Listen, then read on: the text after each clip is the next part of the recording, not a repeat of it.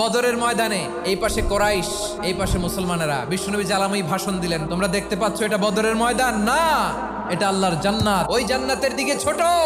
বিশ্বনবীর কথা শোনা মাত্র সাইয়েদনা উমাইর ইবনুল হুমাম বললেন বাখ বাখ, মানে চমৎকার। বিশ্বনবী বললেন মা ইয়াহমিলুকা আলা কওলিকা বাখ বাখ ইয়া উমাইর, আমার এই কথা শুনে তুমি কেন বললা বাখ বাখ?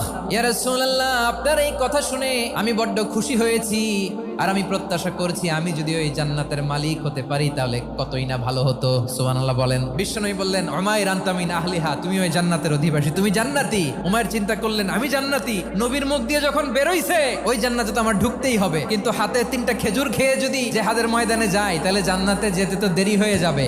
এই চিন্তা আসা মাত্রই খেজুর 3টাকে তিনি ছুঁড়ে মারলেন, তলোয়ার বের করে আল্লাহু আকবার বলে বদরের ময়দানে ঝাঁপিয়ে পড়লেন। আল্লাহর শত্রুদেরকে কচুকাটা করে এক পর্যায়ে শাহাদাতের সুধা পেয়ে নিজেও জান্নাতি হয়ে গেলেন। পড়েন সুবহানাল্লাহ।